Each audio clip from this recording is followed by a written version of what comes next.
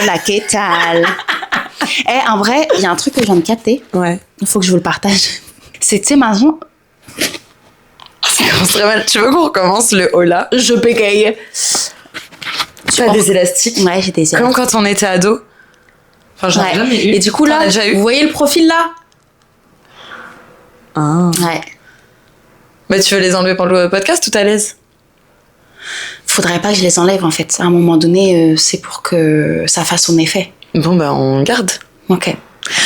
Hola! Hola, ¿qué tal? Moi, c'est Wendy. Et moi, c'est Anaïs. Et on est les folles du bus. Et vous aussi, vu que vous regardez ce podcast.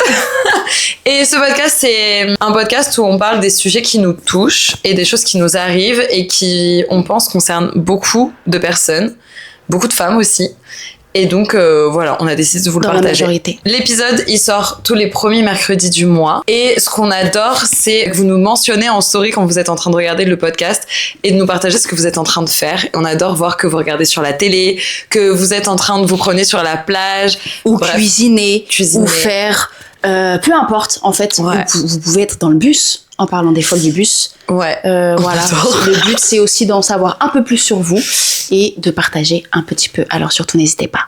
Aujourd'hui, on va parler de comment parfois on peut prendre la fuite dans des excès quand on a des émotions très fortes. Mais avant ça, est-ce que tu as quelque chose à nous raconter? Et qu'est-ce tal? Ah oui, on parle... alors, si on parle très bien français, n'abusons pas. On parle bien français, mais il se peut que des fois on fasse des petites erreurs ou qu'on utilise des expressions qui n'existent pas forcément. Non. Alors en général, on a le réflexe quand même de faire les traductions, mais parfois ça bégaye. Donc, Parce qu'on vit en Espagne, donc on... on fait des hybrides, quoi. Voilà. Voilà, juste que vous le sachiez. Ah putain, c'était quoi le truc avec Jonathan Cohen? Old El Paso? Non. Mojito o del Paso? Non, c'est que... Non, José. Attends, c'était quoi? Mais ça te parle pas cette vidéo? Je sais pas de quoi tu parles. Mais si. J'aimerais être là et présente dans le délire, mais là, j'y arrive pas. Attends. Non, José. Non, Rosé. del Paso, mojito, ¿qué se pasó? Hoy del Paso, no, José. No, José. No sé, bueno. Il est génial. Mais eux, ils sont géniaux. Hein. Mais comme ça. Ils sont géniaux. Bah, c'était sympa.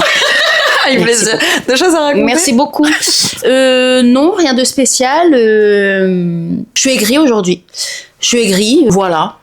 Mais c'est ok, c'est accepté, c'est vu surtout. Je veux dire, c'est intégré. Donc voilà, donc je me prends la journée avec... Voilà, ça c'est un hybride. Mais Tomo el día, non? Avec beaucoup de calme et puis voilà, en me concentrant sur ce qui compte. Vraiment. Ça me paraît très bien. Ouais. Et toi? Moi... Ah ouais, si, je voulais partager un truc. J'adore la manifestation. I love it. Qu'est pas ça? Bah, je sais pas, t'as manifesté un truc et tu veux Ouais, plein de partager? trucs. Alors, je vais pas partager ce que j'ai manifesté, mais je vais partager quelque chose de la manifestation que beaucoup de personnes ou ne font pas ou ne comprennent pas comment faire. Je suis, depuis 1 mois et demi, quelque chose comme ça, un accompagnement de manifestation où toutes les semaines, j'ai des vidéos à regarder, des exercices à faire tous les jours, etc. Et il y a une suite logique à chaque vidéo et à chaque exercice à faire, etc. Donc là, ça fait 1 mois et demi que j'ai commencé. Cet accompagnement est juste incroyable. Moi, il y a un moment donné où je voulais proposer un accompagnement de manifestation, un peu sous la même forme, en mode avec des vidéos, etc. Et aujourd'hui, je me dis que je vais pas le faire parce que c'est tellement qualitatif ce qu'il propose que je pense que je préfère encore mieux proposer un truc, enfin genre parler de son accompagnement que d'en créer un. Tellement je le trouve incroyable. Bref, j'en suis arrivée au moment où en fait il dit cette semaine on va voir le lâcher prise. Et donc cette semaine vous avez pas d'exercice, vous allez pas en avoir. La dernière semaine je devais répéter 200 affirmations chaque jour. T'avais une affirmation qui te donnait par jour. Jour 1, tu dois dire ça. Jour 2, tu dois dire ça, etc. Et bref. Et du coup, je faisais mes petites affirmations. Et là, il était en mode, on lâche prise. Ça veut dire c'est bien, vous avez bien travaillé, vous avez bien manifesté. Bravo à ceux qui ont fait les exercices tous les jours, etc. Maintenant, on lâche. Et genre, oh, incroyable. Frère. Il est en train de m'arriver des trucs. En fait, j'ai l'impression, tout ce que je me suis acharnée au mois de janvier, au mois de décembre, où je me suis épuisée à la tâche, on me dit, c'est bon, t'as lâché. Nous, on avait compris ta fréquence, on a bien reçu ta demande, les choses étaient en train de se mettre en place. Tes efforts et tes intentions, etc. T'as mis les actions, t'as mis l'effort, t'as mis l'intention, t'as lâché. Ok, ça laisse la place maintenant que t'as lâché pour que ça arrive. Et là, c'est en mode boum, boum, boum, boum, boum. Et genre en mode incroyable. Donc, juste, je voulais partager sur ça, sur l'importance du lâcher prise, où très souvent les gens ils sont en mode, mais ça veut dire quoi lâcher prise? Ça veut dire que ton intention, elle y est encore. Frère, il y a un truc qui vient de venir. Quelque chose a volé. Je l'ai vu aussi, j'ai vu l'ombre. Mais il y a peut-être un oiseau qui est mort, non? Oh, attendez, je vais regarder. Il y a beaucoup de vent. Attends.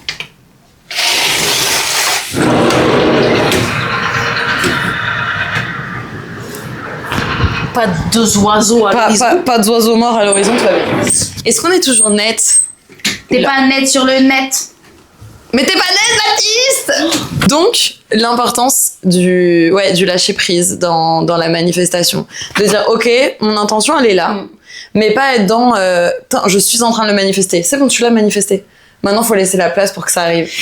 Et je trouve ça trop cool. Pardon, ça me fait penser au livre mais plusieurs, hein, de Laïn, qui est un auteur espagnol.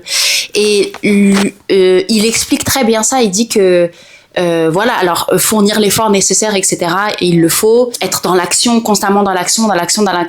Mais en fait, parfois, là où ça nous fait basculer et là où ça peut provoquer l'effet inverse, et donc finalement on ne récupère pas les graines qu'on a plantées, les fruits, les graines.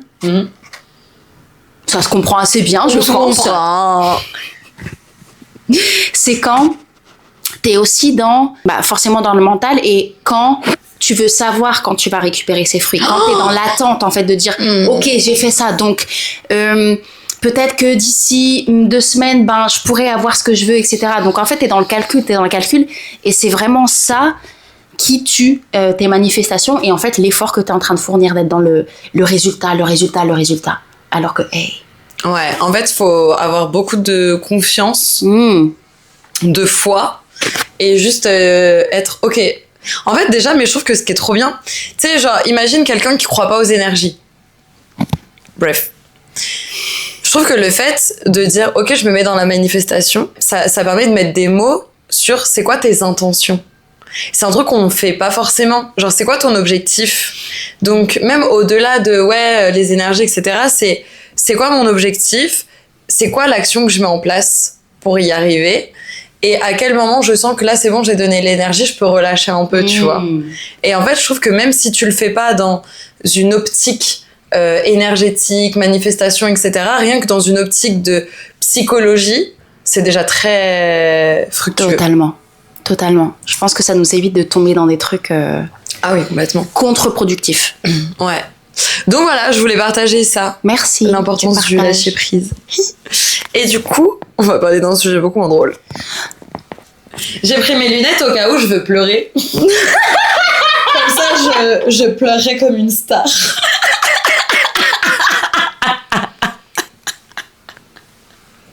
Non, je rigole. Je pensais que tu les avais apportés parce que là, depuis hier, on a un temps de ouf à Malaga. Ouais, de ouf. Après des semaines et des semaines de pluie.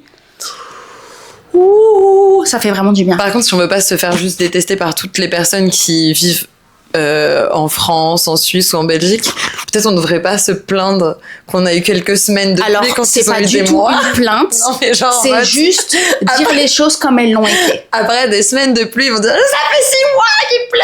Oui, c'est vrai, mais chacun a sa réalité. Chacun fait ses choix. En vrai.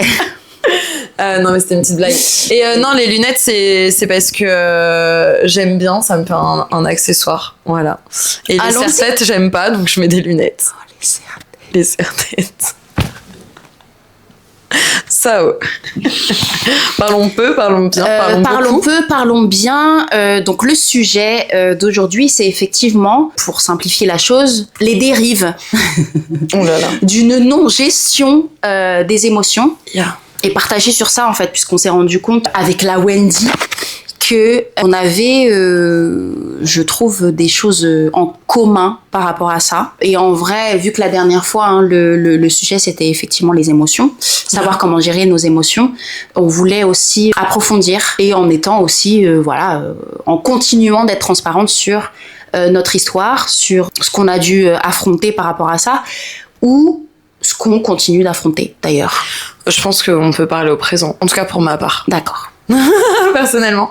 Et en fait, ce qui se passe, c'est que très souvent, quand on ressent une émotion qu'on n'arrive pas à gérer, qui est trop forte, qui presque nous dépasse, on va essayer de la combler avec quelque chose et on rentre dans une sorte de dissociation et on va rentrer dans un excès. Le problème, je prends l'exemple, je sais pas, de quelqu'un qui va se sentir seul. Il ressent beaucoup de solitude et il y a un moment où sa solitude, elle va prendre beaucoup de place et ça va créer une sensation de vide. Et donc pour combler ce vide, la personne, elle va avoir le choix de consommer quelque chose, de manger, de acheter, peu importe, d'aller chercher à combler ce vide d'une manière ou d'une autre. Et en fait, ce qui se passe très souvent, c'est que imagine que tu décides de combler ça par la nourriture. Une fois que tu as fini, donc sur le moment, quand tu le fais, tu es en dissociation. Donc ça se passe bien, ton attention elle est portée sur quelque chose. Mais après, une fois que tu as mangé, très souvent, tu vas avoir la culpabilité ou la honte qui va se rajouter. Et le dégoût. Le dégoût. Et donc tu vas te retrouver avec ton problème de base qui était le vide lié à ta solitude, le fait de pas être bien dans ton corps parce que t'as mangé à outrance ou t'as consommé à outrance, t'as dépensé de l'argent que tu n'avais pas, etc. Plus la honte et la culpabilité ou quoi que ce soit d'autre. Donc ton problème est encore plus lourd. Et en fait c'est un peu un cercle vicieux. Ça peut être très difficile d'en sortir. On parlera après quel type de solution il peut y avoir, etc. Mais sur le moment, en fait, ça peut être très compliqué à gérer. Dans quoi tu fuis ou dans quoi tu as fui dans ta vie? Enfin, quelles ont été tes consommations ou tes excès? Alors, moi, dans ce cas, alors je me reconnais à 1000%. Là où j'ai décidé de fuir, ça a été à l'aide de la nourriture. Comme tu l'as dit, la nourriture à outrance. Ça a été dans le sport aussi, c'est-à-dire que je m'imposais des entraînements à n'en plus finir et 2 fois par jour. Waouh! En même temps ou à des périodes différentes? Non, en fait la période... alors moi j'ai commencé par des troubles alimentaires qui ont commencé... D'ailleurs, parce que là, ça y est, j'ai du recul et je peux voir comment se sont mises en place les choses. Ça pourrait d'ailleurs faire l'objet d'un podcast, le sujet d'un podcast, c'est qu'en fait, quand j'étais au collège, donc c'était dans une année où le fait d'être une femme, une fille, mince, était vraiment à la mode. Il y avait vraiment... Enfin, mince / maigre. Ouais, c'est dans les débuts d'année 2000-2010. Ouais, c'était vraiment exactement. la mode du très, très, très fin. Super skin, voilà. Et moi, je m'identifiais pas du tout à ça. Et au-delà de pas m'identifier à ça, c'est que je n'avais pas du tout le corps skin comme la société nous demandait de l'être, ou nous demande toujours d'ailleurs. Donc voilà, j'avais déjà mes formes, mes formes et un bon boule bien bien bombé, quoi. Et en vrai, c'est à partir de ce moment-là où j'ai shifté, puisque j'arrivais pas à normaliser tout à fait le corps que j'avais, tout simplement, tu vois. Donc du coup, j'étais beaucoup dans la comparaison, etc. Et en fait, je me comparais énormément avec ces filles qui avaient ce corps. Et donc c'est à partir de ce moment-là où je me suis imposé des régimes, des régimes hardcore en fait, où je m'empêchais de manger. Et forcément, t'es tellement dans la privation que tu vas déclencher, en tout cas c'est mon histoire, où j'ai déclenché un résultat contraire. Donc c'était genre, je m'empêchais de manger pendant, je sais pas, 2-3 jours, mais au bout d'un moment, tu pètes un plomb. Et après, ça y est, en fait.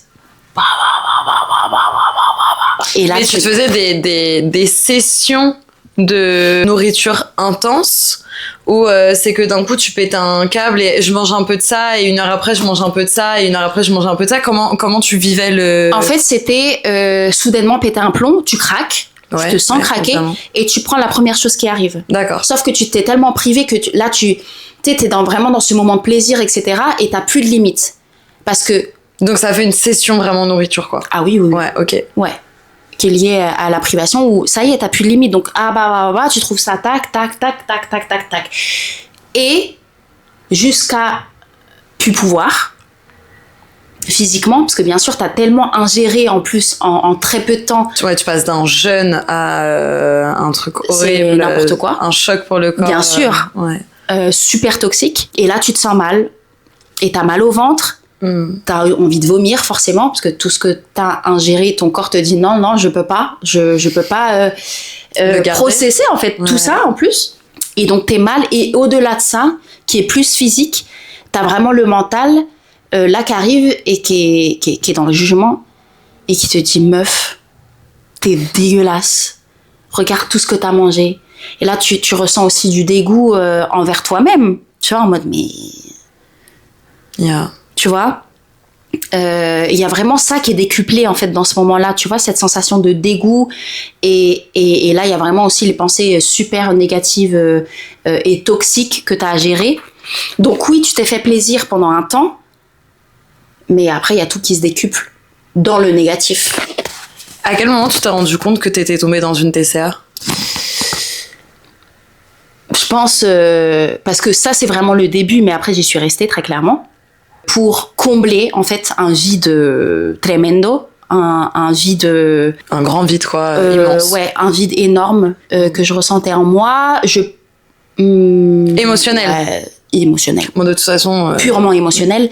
Je pense que j'y suis restée un peu plus de 10 ans. Et tu t'en es rendu compte au bout de combien de temps ? Bah justement... Direct. Quand t'as commencé, tu t'es dit, ok, là je suis tombée dans une TCA ? Non, pas du tout. Je m'en suis rendu compte il y a 10 ans. Je suis restée dedans 10 ans et un peu plus de 10 ans jusqu'à me dire ah ouais, ok, d'accord. Ah, donc, attends. Donc en fait, ce que t'es en train de dire, c'est que tout le temps où t'étais dedans, tu t'es pas rendu compte que c'était une TCA. Tu t'en es rendu compte quand, arrive à la fin de... Ouais, quand c'est t'as ça. réussi En à fait, t'en sortir, je me suis rendu compte que c'était pas normal.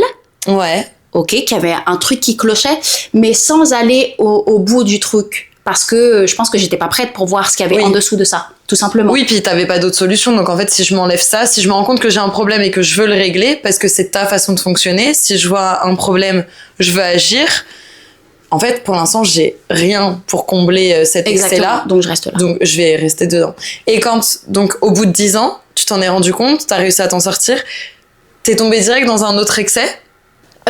Oui. Donc ça, ok. Mais celui-ci, il a duré vraiment très peu, par contre.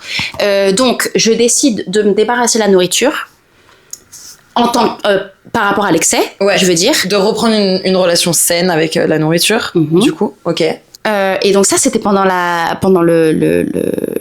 confinement.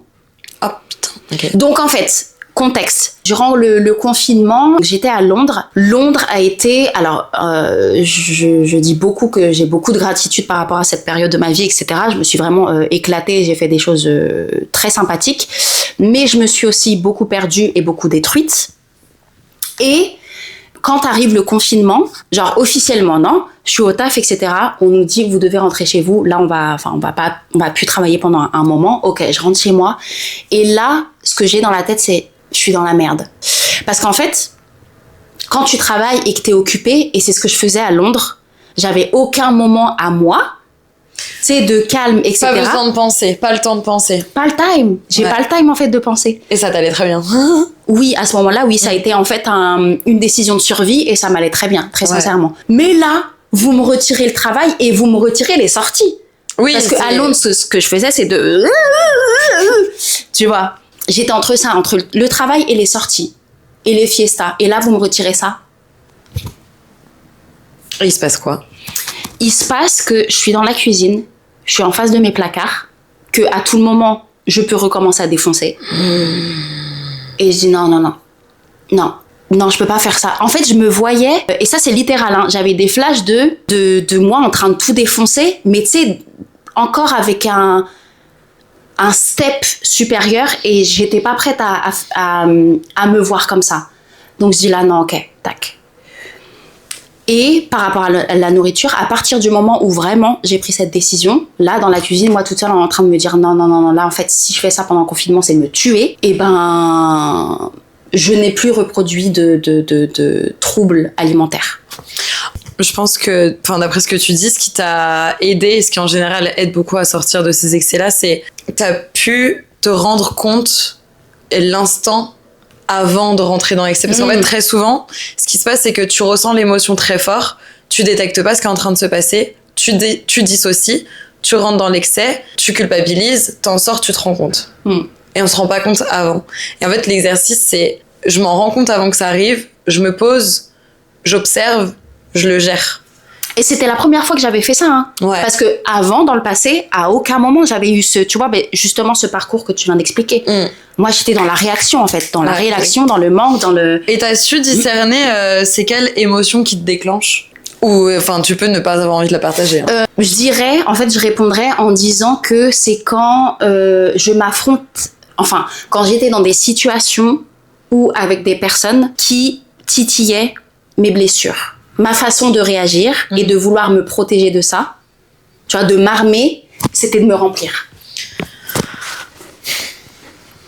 Ok. Voilà. Très bien.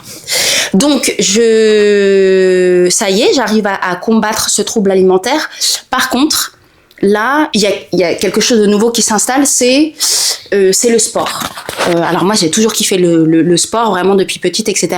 Sauf que ma tendance excessive revient. Non, vu que j'ai été excessive dans l'alimentation, là, ça y est, je retombe dans un truc.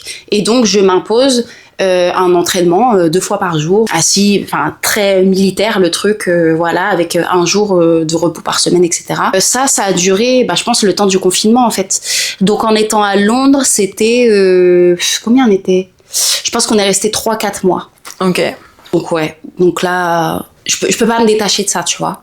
Je peux pas. C'est-à-dire que si tu sais, des fois, le matin, tu te réveilles et tu te dis, ah non, tu sais, je suis fatiguée ou... Clairement, tu sens que ton corps, il peut pas. Ouais. Et des fois, tu peux juste dire, au lieu de le faire à 9h, je vais le faire à 11h. Je vais le faire plus tard dans la journée. Et moi, je suis tellement fermée, je n'ai tellement pas de flexibilité mentale à ce moment-là que je suis dans l'impossibilité de le faire. Donc, je dis, tac, et tac, et chaque jour, tac, et tac, et tac, et tac. À la fin du confinement, je décide de quitter Londres pour recommencer à zéro, donc à Malaga en l'occurrence. Et ça aussi, pareil, ça s'en va.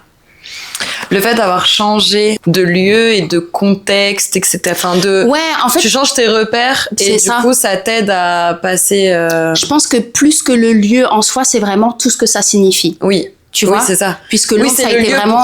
En fait, c'est où t'as construit cette vie-là avec ces excès-là. Exactement. Quels sont les socles de tes excès Exactement. Donc, te soigner dans quelque chose, quelque part, qui t'a rendu malade, ça fait pas sens. Ouais, c'est compliqué. Je le voyais pas du tout comme ça à l'époque, mais à un moment donné, effectivement, en fait, le confinement... Alors, je sais que ça a fait des ravages. Ouais, des ravages, que ça a été aussi une période très compliquée pour énormément de monde. Mais si je reviens à moi et à mon histoire, pour moi, sincèrement, ça a été une bénédiction pour me sortir de tout ça, pour reprendre du temps pour moi, pour être seule avec moi, pour pleurer comme jamais, par exemple, pour la première fois de ma vie. J'avais 27 ans. Je sais pas, ça a été vraiment, en fait, ouvrir une porte qui était vraiment nécessaire pour recommencer depuis zéro. Tu vois, et passer à autre chose. Ouais, je comprends. Ça, c'est, je dirais, mon histoire avec les excès. Encore une fois, là, ça a été l'alimentation et le sport. Et très souvent, et c'est drôle parce que j'en parlais avec une copine hier, si t'es dans un excès, quand tu le remplaces par l'excès inverse. T'es dans la nourriture, tu vas aller dans le sport, et tu vas aller dans il faut que je prenne soin de moi, il faut que j'ai un corps sain. Et donc, elle me disait, t'as des gens, ils vont jusqu'à, je peux pas manger dans cette cuillère parce qu'il y a du plastique. S'il y a du plastique, ça va rentrer dans mon corps, c'est pas bon. Dans cet aliment, il y a trop de ça, il y a moins de ça. Et en fait, tu rentres dans un excès obsessionnel qui est pas pire ou meilleur que ton excès de base parce que t'es en mode, ouais, mais en fait, c'est sain, je prends soin de moi et tout. Ouais, mais en fait, non, bien sûr, il y a un moment donné où même quelque chose de sain, comme le fait de faire du sport. Ouais. Et justement, elle me disait qu'il y a beaucoup de gens Donc c'est bien, ils font du sport, etc. C'est génial. Enfin, faites du sport, tu vois, c'est trop important. Tu veux nous faire des hip thrusts comme... Non, alors là, ça va aller. Merci. Faut aller regarder l'épisode précédent, en fait, si vous l'avez pas encore fait. Et du coup, il y a des gens qui qui font du sport et ils se rendent pas compte que c'est leur refuge, mais que si demain ils se blessent et qu'ils peuvent plus faire de sport, c'est l'autoroute de la dépression. Oui. Et ils vont être en mode non mais en fait je ne peux pas vivre sans sport parce que ils s'étaient pas rendu compte que le sport était une solution à une fuite à une émotion. Totalement. Solitude, ennui, ce que tu veux. Oui. Et t'es en mode c'est mon refuge. Si tu me l'enlèves, c'est la débandade. Et je dirais même que au-delà de ça, il y a aussi, surtout maintenant, non, avec l'effet des réseaux sociaux où on montre énormément notre meilleure version, quand en fait tu peux genre poster une photo de toi genre super fraîche, tu sais, une photo bebon, etc. Et en fait, en même temps que tu le fais, t'es en train de te dégoûter, t'es en train de pleurer, t'es en colère contre toi, bref. Et en fait, je crois que le sport maintenant est relié énormément aux résultats physiques. Et en soi, c'est bien. Parce que sincèrement, c'est très agréable, non, de te voir dans le miroir et de t'apprécier, d'apprécier ce que tu vois, d'apprécier tes résultats.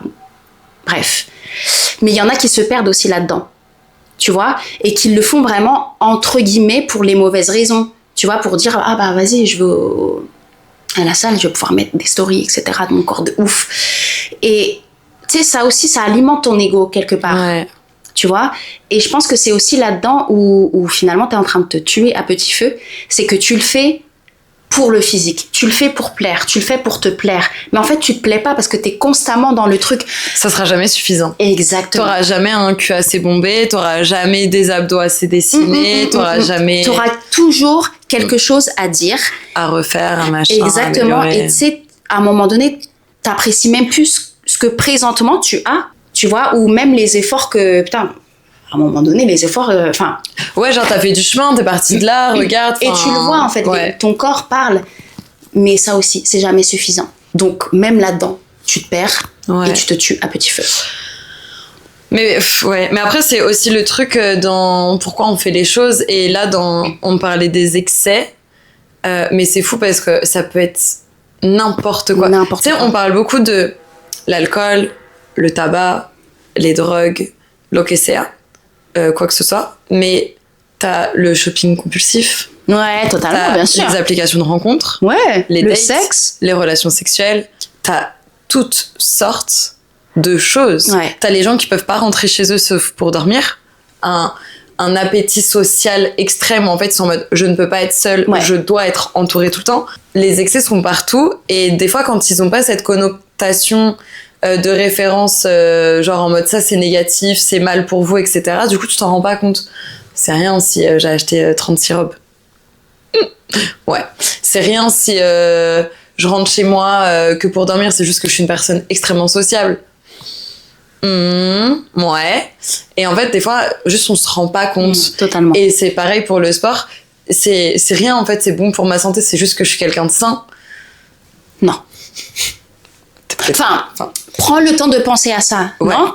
Comment est ma consommation ? Comment c'est un pansement qui se met sur quelle blessure en fait ou quelle émotion. Non, totalement. Et moi j'ai encore ces comportements. Hein. Par exemple, quand je vais 3 fois par semaine à la salle, et il y a des fois où mon corps, même ces 3 fois par semaine, il est pas capable de les assumer, non ? Pour diverses raisons. Moi j'ai encore ce truc où je me dis frère, il y a pas de, tu commences pas à bégayer, tu commences pas à dire que tu es fatigué ou que tes coquelicots sont arrivés, tu as mal, etc. Non, c'est encore un truc qui me coûte de respecter le message de mon corps à ce moment-là. Ma première réaction, ça va être de dire, frère, il n'y a pas de... Commence pas à bégayer, non ? Et après, là, je commence à dire, est-ce que je bégaye parce que flemme ? Parce que ça aussi, ça arrive. Ouais. Est-ce que j'ai la flemme ou est-ce que j'ai pas l'énergie vraiment et qu'il faut que j'écoute mon corps ? Ouais, exactement. Tu vois, et juste te poser les questions. Ouais. Parce que même si tu as cette sensation, c'est certainement pas pour rien. C'est pas parce que t'es une mytho et que non, tu devrais aller à la salle de sport. Savoir aussi ça d'où ça vient. Non mais de fou. De fou. Et toi, vas-y raconte. L'excès fait partie de ma vie. Je suis une personne excessive. Moi, ça a commencé... J'ai toujours eu une relation très particulière avec la nourriture. Et quand j'étais jeune, j'ai toujours fait beaucoup de sport. Donc en fait... et en plus, il y a quand même un... C'est vrai que dans la famille, on est assez fin. Et donc, c'est pareil, moi, c'était la période très skinny, etc. J'avais un bon boule. Mais en fait, c'était quelque chose qui était valorisé dans l'entourage que moi j'avais. Parce que j'ai grandi en banlieue parisienne et j'avais beaucoup de copines qui avaient des origines africaines ou des îles ou quoi que ce soit. Un bon boule, c'est toujours bien valorisé. Vu que je faisais beaucoup de sport, en plus j'ai fait de la danse, j'ai fait de la natation synchronisée, j'étais musclée de fou malade. Donc en fait, je pouvais manger des quantités folles. Jamais ça se voyait sur mon corps. Donc j'avais pas cette partie physique en fait. Par contre, moi j'avais beaucoup de moments seule quand j'étais jeune. Et donc je mangeais. Je mangeais beaucoup. C'est drôle, avec le recul, je me rends compte que j'ai toujours flirté avec les TCA, donc les troubles du comportement alimentaire, mais je suis jamais tombée dedans. Et il y a un truc que j'ai remarqué, c'est qu'à l'époque, dès qu'il fallait faire un exposé, je choisissais les TCA. Et j'étais à l'école primaire. Primaire, collège, s'il y avait un exposé à faire... Mais attends, en primaire, tu connaissais déjà ce terme de TCA? Alors TCA, non, mais boulimie, anorexie, ouais. Ah ouais? Ouais. Je sais pas pourquoi, je sais pas comment, mais ouais. Et donc, quand il fallait faire un exposé, je voulais choisir ça. Et je me suis rendu compte que c'était ma manière à moi de le comprendre pour ne pas tomber. Parce que je sentais qu'il y avait un flirt. Et je me suis dit, si je sais comment ça marche, je vais pas tomber dedans. Et des années après, j'ai eu un gros mal-être aussi. Et je commençais à me dire, au pire, je vomis. Là, j'étais en mode, waouh, Wendy, là, tu vas dans un truc, tu sais comment ça marche, tu sais que ça, si tu passes ce pas-là, ça va être très compliqué d'en sortir. Donc, n'y va pas, et au moins, t'auras pas besoin d'en sortir. Tu dois juste continuer de flirter, mais t'éloigner de cette limite-là. Aujourd'hui, la relation que j'ai avec la nourriture, c'est quand je sens un vide en moi, une solitude, un ennui, un manque de validation, un manque d'attention, de quoi que ce soit, je remplis, je mange. Et je mange. Et vient après la culpabilité. C'est quelque chose que je fais beaucoup moins depuis 1 an. Avant, en fait, je commandais. Et en fait, mon burger, il arrivait. Et je l'avais même pas encore fini, que j'étais déjà en mode... je me sens pas mieux, je me sens pire. Pourquoi j'ai fait ça? Ça m'a enlevé de l'argent, ça m'a ramené de la culpabilité. J'en avais pas besoin, j'avais pas faim. Et en fait, maintenant, ce que je fais, c'est que je me dis, ok, t'as envie de manger, non? Tu crèves la dalle apparemment, parce que tu veux te commander des hamburgers, etc. Fais-toi une assiette de pâtes. Et je suis en mode, j'ai pas envie de pâtes. Ouais. Tu n'as pas faim. Donc tu veux combler quoi?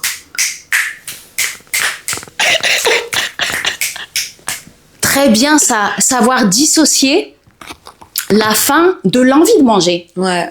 Ah ouais. Mais parce qu'aussi, très souvent, les émotions, elles te produisent des sensations corporelles. Et la sensation de la solitude ou du manque, ça peut être un creux dans le ventre. Ouais. Comment tu dissocies que ça, c'est de la faim et que ça, c'est de la solitude? Et la deuxième chose, donc après, quand j'avais 18 ans, j'ai des copains qui fumaient des cigarettes magiques. Je sais pas comment le dire sans se faire strike sur YouTube, en fait. Ah. On fumait du verre. On est devenu très, très nature. Nature peinture. Très bio par ici. Très bio par ici. Et c'est devenu une nouvelle échappatoire. Si je ressens une émotion forte, c'est pas grave. Je vois les copains, je fume, je pense plus à ça, je passe un bon moment, je suis sur mon nuage et on verra plus tard. Et il y a une fois, donc j'avais repéré que c'était de la fuite pour moi et que j'arrêtais très vite. J'ai fumé beaucoup pendant 2 ans, 1 an et demi. J'ai arrêté et ensuite j'ai emménagé en Espagne. Quand j'ai emménagé en Espagne, j'ai repris parce que j'avais des colocs qui fumaient. Et c'était un peu le truc genre, waouh, on est en coloc! C'est la première fois de ma vie que je suis en coloc et tout. Je suis en waouh, trop bien! On fume! Et donc, j'ai recommencé à fumer. Je me suis rendu compte que j'avais des paranos. Du coup, je me suis dit, Ouais, j'avais des putains de parano. Je me suis dit, bah, franchement, je kiffe plus les moments que je passe quand je fume, donc je relaisse. J'ai relaissé. Je suis revenue vivre en France pendant 5 mois. Et ensuite, j'ai eu le projet de revenir vivre à Malaga. Pendant que j'ai été en France, il s'est passé quelque chose qui a été très compliqué émotionnellement. Tout le temps où j'ai dû affronter cette situation, j'étais en dissociation. J'ai eu une très mauvaise nouvelle. Par exemple, le jour où il y avait un jour important où il y a eu cette nouvelle, je suis sortie de cet endroit. J'ai été chercher un colis dans un petit supermarché à côté, comme si de rien n'était. J'ai conduit, j'ai mis la musique, j'ai été chercher mon colis, je suis rentrée chez moi, j'ai fait mes trucs. Et le lendemain, bah, j'ai une amie, elle me dit, mais Wendy, t'es sûre que ça va? Et je lui dis, en fait, je crois que je suis en mode automatique. Genre, je sens rien. J'ai besoin de déconnexion. Et vu que mon but, c'était de revenir vivre à Malaga, j'avais prévu 2 semaines de vacances qui étaient vacances CV.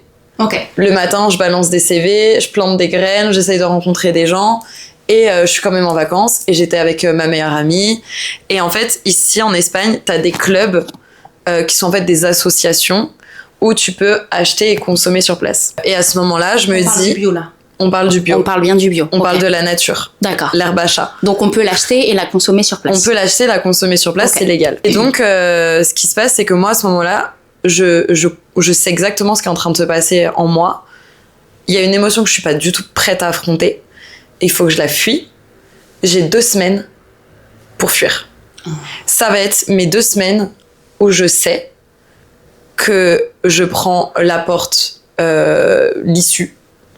Je fuis. Quand je reviens, je l'affronte. J'ai besoin d'un sas de décompression de 2 semaines. Je me donne une date. Tu veux fuir? Tu fuis. Ok. Donc tu t'es mis un ultimatum, non, à ce moment-là? Non, c'est pas un ultimatum. Je sais que de toute façon, là, j'ai pas la force de le gérer. Ok. Je peux pas. J'ai besoin de fuir. Tu veux le fuir. Ça marche. C'est quoi le cadre? Parce qu'en fait, si tu te mets pas de cadre, c'est quand tu vas l'affronter. Mon cadre, c'est que j'ai des vacances, je pars en Espagne. Tu veux partir, y a pas de souci. Quand tu reviens, tu l'affrontes. Ok. Et donc en fait, ça a été 2 semaines. Mais en fait, c'était tellement... Je me revois... C'est horrible.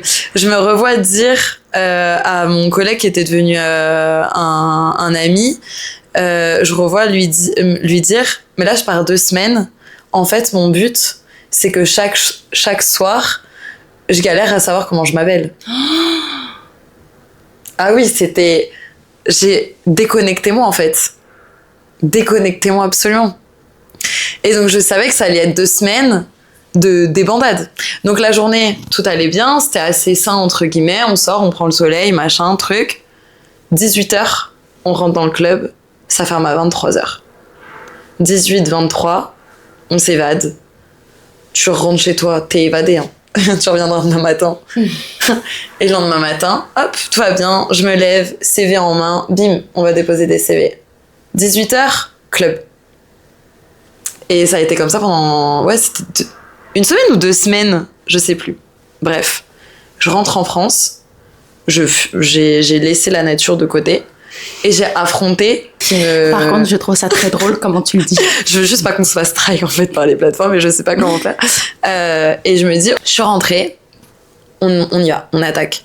Et en fait, j'avais juste besoin de ce sas-là et j'en ai parlé à une amie qui est psy. Elle m'a dit, Wendy, en fait, ce que t'as fait, c'est très bien. Tu savais que t'avais besoin de dissocier. Elle m'a dit, des fois, la dissociation, ça nous sauve, tu vois. Ouais, Toi, tu savais que là, t'avais besoin de dissocier, tu pouvais pas l'affronter, tu t'es mis un cadre. Tu t'es mis une date de oh yeah, par contre, là je l'affronte. T'es revenu, tu l'as affronté hier. Ben voilà, c'est bon, c'est très bien, tu vois. Alors par contre, chapeau à toi pour avoir pu respecter ce cadre. Parce que des fois, surtout quand tu t'autorises cette débandade, ça peut être dur aussi de revenir justement à ce cadre. Très dur. Mais attends, non, j'en veux encore, tu vois. Ouais. Et toi, t'as su te tenir à ça et te dire, ben non, ça y est, là, j'affronte. Tu vois. Ouais, bah en fait aussi, je partais du principe, j'ai pas le choix.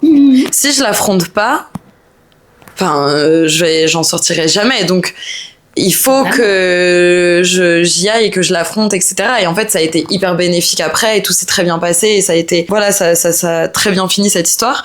Mais en effet, comme tu dis, il y a des gens, déjà, alors, j'ai la chance Alors, on pose les choses. J'ai la chance de toujours avoir... En fait, j'ai une personnalité qui fait que j'ai besoin de comprendre beaucoup les choses. Donc, au même titre que j'ai eu besoin de comprendre les troubles du comportement alimentaire, quand je suis arrivée au lycée, que j'ai commencé à m'intéresser à la verdure, quand il y avait des exposés à faire, je choisissais Des exposés sur la verdure. des exposés sur la verdure. Mais ça, c'est fou, par contre. Je trouve ça très intriguant. Et je me disais, si je le comprends, en fait, t'as besoin de connaître ton ennemi, entre guillemets. Oui. Si je te connais, si je sais comment tu fonctionnes, si je connais les premiers signes, les premiers symptômes, ce que ça m'apporte, ce que ça fait dans ma tête, pourquoi mon corps il réagit comme ça, pourquoi mon cerveau réagit comme ça, pourquoi j'en veux encore, je pourrais le gérer. Oui, absolument. Si je sais pas ça, et donc j'ai toujours eu ce truc de beaucoup d'introspection, je suis fille unique, donc beaucoup de temps, j'ai toujours eu ce truc de j'ai du temps, je peux m'observer, j'ai le temps pour m'observer, et du coup c'est un exercice que je fais depuis toute petite. Et ça m'a permis de gérer mes excès et d'en être consciente. Chose qui très souvent, malheureusement, en fait il y a beaucoup de gens qui n'ont pas cette chance-là. Alors, je peux réagir? À chance. Ouais. Je savais. Bah ouais, parce que Oui. en fait tu le dis depuis tout à l'heure et je me dis non, tranquille. Et en fait là, j'ai décidé qu'il y avait rien de tranquille dans tout ça. Elle est grise aujourd'hui. Alors oui, non. Mais non, en vrai, sincèrement, t'as raison. ça n'a rien à voir avec le fait d'être aigri, même si j'avoue l'être. C'est que je veux Pointer du doigt. m'exprimer, ouais, pointer du doigt Alors pas moi. Vous. sur le fait que. Alors, je pense que ce concept de la chance, voilà, a été inventé par l'homme et je trouve qu'on le romantise énormément. Pour Se déresponsabiliser, oui, ça sera le prochain épisode. prochain épisode, Oui. on en a gros sur la patate. On en a gros sur la patate. Mais c'était vraiment pas le moment qu'on rentre dans ça avec Anaïs dans l'état qu'elle est aujourd'hui. Donc on s'est dit qu'on allait attendre un mois de plus. Je te calme. Arrête de me juger.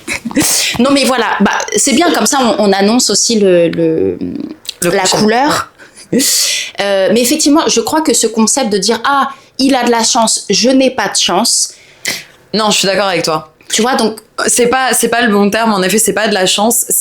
En fait, c'était plus dans le sens, j'ai le cadre et la personnalité qui m'ont permis d'agir comme ça dans ma vie et donc d'avoir beaucoup de recul et de m'observer beaucoup et Merci. de me rendre compte des choses. merci. C'est mieux comme ça? Bah ça résonne mieux. Trop bien. Non mais j'avoue, c'est pas de la chance, c'est plein d'autres facteurs.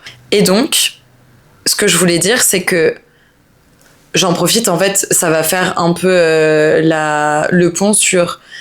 Et donc, quand on est comme ça, qu'est-ce qu'on en fait? Quand on sent qu'on arrive dans l'excès, qu'est-ce qu'on en Bien fait? sûr. En fait, c'est que très souvent, on s'en rend pas compte avant d'être dans ce truc de la réponse à l'émotion. On est dedans et on s'en rend compte après. Il y a plusieurs choses. J'en ai parlé d'ailleurs avec ma copine Tis, c'était trop intéressant ce qu'elle m'a dit. C'est qu'en fait, il y a beaucoup de gens qui vont te proposer quand ça t'arrive, note à quel moment ça t'arrive, quel jour ça t'est arrivé, à quelle heure ça t'est arrivé, t'étais dans quel contexte. Essaye de noter, t'as ressenti quoi quand t'as été ouvrir Amazon pour remplir ton panier. C'était la réponse à quelle émotion. Ouais. Et tu le notes. Et le fait de le noter, ça va te permettre en fait d'entraîner ton cerveau à te dire attends, mais cette situation-là, je la connais parce que je l'ai écrite la dernière fois. Est-ce que je serais pas en train de dissocier face à cette émotion que là je ne sais pas gérer? Et il y avait un autre truc aussi, elle me disait par exemple, et c'est un peu le truc que je faisais avec les pâtes là, genre en mode ok t'as faim, bah fais-toi une assiette de pâtes. Ah non en fait, bah du coup je me rends compte que c'est pas de la faim. C'est essayer de se rendre compte, c'est de l'émotion ou c'est un vrai besoin, j'ai vraiment faim, j'ai vraiment envie de m'acheter cette chose là, etc. Et elle me dit en fait t'as envie d'aller sur Amazon, non, remplir ton panier, remplis-le ton panier. Ouais. Mais laisse l'onglet ouvert. Passe pas à l'achat. Fais autre chose. Cache la carte bleue. Cache la carte bleue, en fait. Mais très souvent, quand t'as des comportements comme ça, ton numéro de carte bleue, où il est enregistré, où tu le connais. Ah oui, bien sûr. Donc, oui, t'es prêt. c'est prêt à répondre à la dissociation, quoi. Tu laisses ouvert et tu reviens 2 heures après. Si t'y repenses. et t'as encore envie, va faire autre chose et reviens. Et tu fais ça, et tu peux faire ça sur 1 semaine, sur 10 jours. Et dans 10 jours, t'as encore envie d'acheter ce produit, bah peut-être que t'en as vraiment envie, que t'en as vraiment besoin. Ouais, totalement. Donc achète-le. Mais très souvent, et moi je le vois dans le fait de commander de la nourriture, si je sors de l'application et que je fais autre chose, j'en ai plus envie. Enfin, je suis en mode, bah en fait j'avais pas du tout envie de ça. Ce que j'avais envie, c'était de combler ce vide-là que je ressens en moi, et au même titre que ça peut être, tu vois, la dernière fois, je vous ai déjà parlé d'un date. Bref. On reviendra sur le sujet dans un autre épisode. Je vous ferai un update. Pour l'instant, c'est trop tôt. J'ai rien à vous raconter. Il s'est quand même passé quelque chose. Et il y a une espèce de prise de conscience en moi et de... bref. Déçu. Pas de cette personne. De la situation, peut-être? Une situation. Bref. Il m'est passé par la tête... Ouvre les applications de rencontre. Et j'étais en mode... Ok, donc si là tu ouvres une application de rencontre, tu vas matcher potentiellement avec quelqu'un, tu vas parler avec quelqu'un, et tu vas voir ce quelqu'un. Est-ce que t'as envie? Et j'étais en mode... Oh, absolument pas. J'ai pas envie de matcher, j'ai pas envie de parler, j'ai pas envie de rencontrer, j'ai pas envie d'aller sur cette application-là. Ta tête, maintenant, là tout de suite, t'as une tête... De dégoût. Que j'interprète effectivement de dégoût. Ouais. Est-ce que c'est ce que t'as ressenti? Ce que tu ressens? Ouais. Ok. Ouais, j'étais en mode... franchement, j'ai... Vraiment pas. Et en fait, j'étais en mode, ok, j'ai pas envie d'aller sur les applications de rencontre. J'ai envie de répondre à une émotion. Oui. Et donc, tu vois, ce truc de pas répondre directement à mes impulsions, mais vraiment me dire, attends, il se passe quoi en moi? Et ben, ça me permet de pas tomber dans des trucs où après je dois gérer des situations, parce que la Wendy qui a eu son émotion qu'elle était pas capable de gérer, elle a dit à un mec, ouais vas-y t'inquiète jeudi on se voit, et en fait on est le lendemain et je suis en mode mais n'importe quoi. Enfin déjà d'où j'ai matché avec cette personne et pourquoi je lui ai parlé et pourquoi je lui ai dit oui pour qu'on aille boire un verre. Alors très souvent il me faut quand même plusieurs jours avant de proposer de boire un verre à quelqu'un, donc ça a pas tendance à arriver, mais juste je me dis bah Wendy, pense à la Wendy de demain. Il va pas te mettre dans des situations où tu dois prendre de l'énergie à gérer un truc que franchement t'as pas envie de gérer quoi. Donc je n'ai pas ouvert cette application. Ouh, On peut m'applaudir. On peut m'applaudir.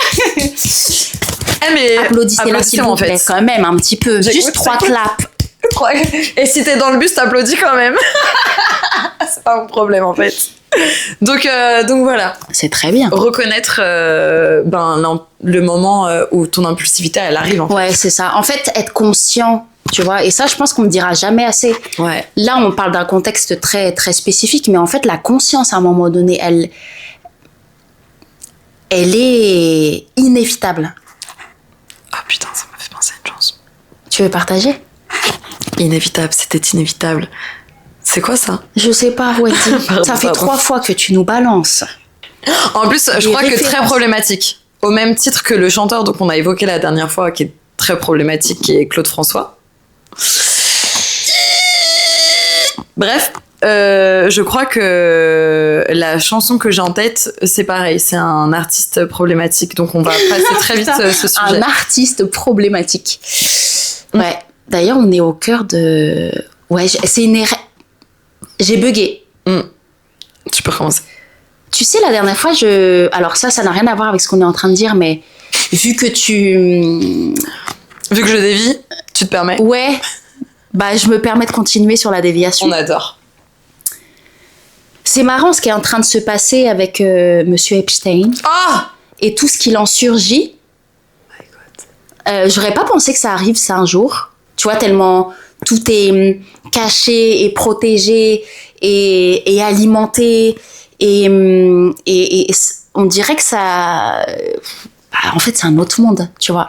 Et j'aurais pas pensé que ça surgisse de cette manière. Bref, ce que je veux dire, c'est que j'ai l'impression que le bien l'emporte toujours sur le mal. Même si ça prend du temps, même si en attendant, on doit passer par des trucs, mais qui sont juste ignobles. inhumain Et dégoûtant. et tout ce qu'on pourrait dire sur ça.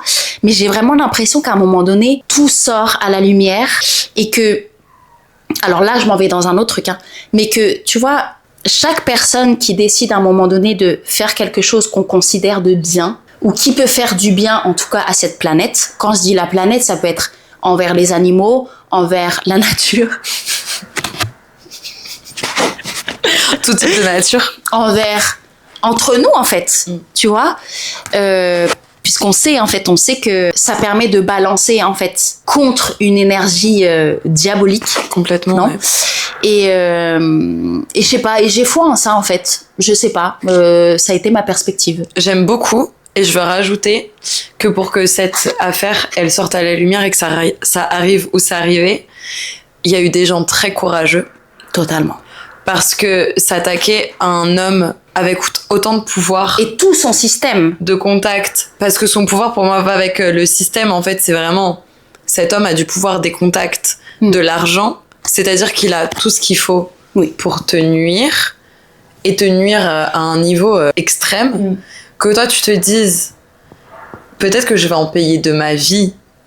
Mais je mets ça à la lumière. Il faut des cojones. Des couilles. Je pense que ça allait, non? Ah, je sais pas. Bah, cojones, tout le monde connaît. Ah, ok. Je sais pas, non? Je sais pas du tout, sincèrement, je sais pas. Peut-être plus dans le sud. Vous nous direz pas dans les commentaires. Bah, si.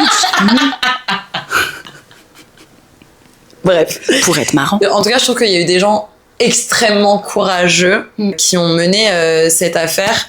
Et que ça soit à tous les niveaux, que ça soit les premiers journalistes qui ont sorti cette histoire, que ça soit... Et ceux qui ont témoigné, déjà, on va commencer par eux. Les victimes qui ont témoigné, tous ceux qui ont témoigné... Enfin, bref, en fait, tous ceux qui ont mis leur grain de sel dans cette histoire, je trouve que c'est fou. Voilà. Mais ouais, il se passe beaucoup de choses. Et je pensais que t'allais parler, parce que vu que j'ai parlé des artistes, je pensais que t'allais parler de la vidéo de Seb Lafrite, qui a fait une vidéo sur les chanteurs qui ont des paroles, mais les chanteurs de notre enfance et de l'époque de nos parents, est en mode... Ah ouais. Et tu vois, je pense que cette tête de dégoût... En fait, j'ai regardé un documentaire sur l'affaire juste avant de venir, et j'ai regardé le document de Seb il y a quelques semaines maintenant. Et je pense que la tête que j'avais tout à l'heure de dégoût, c'était la même. J'étais en train de me maquiller, j'étais en train de faire des trucs, j'étais en mode... Mais non, totalement. Mais peur qu'en fait. Il y a des choses qui ont été mais tellement normalisées, romantisées à cette époque. Tu les ressors aujourd'hui. Mais quel choc. Mais le V était hyper romantisé. Et t'es en mode... Ouais, non, c'est... Vous avez un problème, en fait. Mais bref, on s'est égaré. Bref, tout ça pour dire que... Mais au même titre que l'épisode dernier, le premier outil, c'est l'observation de soi et le fait de se rendre compte. Et je pense que ça, c'est la première étape de beaucoup de choses. Je pense que dans cela, je rajouterais le fait de, peut-être, ce qui pourrait être une solution, surtout quand on note parfois à quelle fréquence on agit, peut-être que si, au final, c'est compliqué d'éradiquer cette addiction d'un coup, peut-être, j'ai pas de... commencer par le faire petit à petit. Ouais, alors, en fait, je sais pas, j'en sais rien. C'est possible. Oui, bien sûr, mais juste tout est possible. Je pense que c'est aussi en fonction des personnalités. Et c'est en fonction des personnalités, ouais. Moi, je suis plutôt du genre à d'un coup. Ouais. Mais je sais que c'est pas du tout la manière de faire d'autres personnes. J'aime beaucoup regarder les vidéos de Fabien Licard. Je trouve que c'est une personne très intéressante. Il a sorti récemment, un livre sur les addictions. Parce que lui, le mec, il est mentaliste, il est quand même, il sait comment fonctionne le cerveau, etc. Et en plus, il a reçu du coup énormément de jugements en mode, toi t'es, mais quand je te dis addict, c'est en mode 2 paquets par jour. Donc, un niveau extrême. Et donc, il recevait le jugement en plus des gens. Lui, il voyait bien que ça allait pas du tout ce qu'il était en train de faire. Et il s'est intéressé à ça.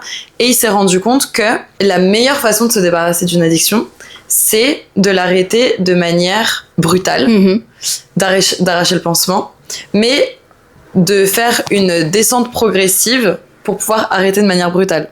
Par exemple, lui, il a passé 5 semaines à, je sais plus exactement ce qu'il a fait, je crois qu'il a diminué un peu, à s'informer à mort. Et ces 5 semaines-là, ça a été une préparation à l'arrêt d'un coup de la cigarette. Et donc, il a fait un livre pour aider les gens à pas forcément arrêter de fumer, mais en tout cas à combattre leurs addictions. Et donc, je trouve ça très intéressant. Donc, il y a aussi des ressources de toute façon. Enfin, de toute façon, on est à l'ère d'Internet. Les ressources, on en a. Et comme la dernière fois, en fait, une des solutions principales, c'est d'aller consulter un psy. D'aller consulter, d'accepter, en fait, tout simplement d'être aidé. Et encore une fois, ça veut pas dire que... Tu sais, je pense que ça vient aussi de nos croyances. Moi, par exemple, en étant plus jeune, j'ai beaucoup entendu que les psys, c'était pour les fous, non ? Ça, c'est une question de génération, je crois. C'est possible. C'est possible. Et du coup, c'est vrai que moi, quand j'ai sauté ce pas d'aller voir quelqu'un pour parler, j'avais ça encore dans ma tête, hein, en mode, ah, mais putain, mais ça veut dire que je suis folle et tout, ça veut dire que j'ai pété un plomb. Ouais. Et en fait, bah non. Et tout le contraire, en fait. Je pense que si les gens décidaient de se prendre en main avant d'arriver à des états beaucoup plus compliqués à gérer par la suite, le monde serait plus agréable, plus joli. Je trouve qu'on est quand même dans une ère où les gens vont beaucoup plus facilement chez le psy. Oui. Et c'est génial. Mais en effet, pour ceux qui vont pas et qui ont le type de comportement qu'on a évoqué pendant la vidéo, honnêtement, je pense que la chose la plus forte, ou en tout cas une des choses les plus fortes que vous pouvez faire aujourd'hui pour vous-même et votre bien-être, votre santé mentale, c'est d'aller voir un psy. Parce que, en fait, c'est important d'être accompagné par des professionnels quand on a besoin de professionnels. Et nous, on l'est pas. Il y a beaucoup de livres qui existent et c'est pas forcément écrit par des professionnels. Et même si ça l'est écrit, c'est pas personnalisé. On a un fonctionnement différent, on a des émotions différentes. Il faut mettre des mots dessus. Il y a des liens qui sont faits dans vos têtes qu'un psy va pouvoir peut-être détecter qu'un livre ou que vous-même ne pourrez pas détecter puisque vous êtes les premiers concernés. Donc je pense que c'est vraiment très important de consulter. Absolument. Voilà. Est-ce que tu as quelque chose à rajouter ? Alors j'aimerais rajouter que... Alors j'ai 2 choses à rajouter. Oh là là. La première, c'est que je trouve ça agréable et, je sais pas, curateur. Alors ça vient de l'espagnol, c'est sûr. J'allais dire sanateur, c'est pareil. Quelque chose qui te fait du bien, qui te soulage. Qui fait du bien intérieurement et qui participe à la sanation. À la guérison. À la guérison, qui est d'en parler, en fait, en ayant aussi beaucoup plus de recul sur nos situations à chacune et être capable aujourd'hui d'en parler en disant j'ai vécu ça. Ça s'est fait de telle manière, etc. Et de même pouvoir proposer des solutions pour les personnes qui passent aussi par là. Ça fait vraiment du bien. Ouais. Genre, ça fait du bien. Ouais. Donc, je suis fière de nous. Et puis... Nous sommes notre thérapie, finalement. C'est réel. Non, mais c'est réel. Mais en fait... Ouais.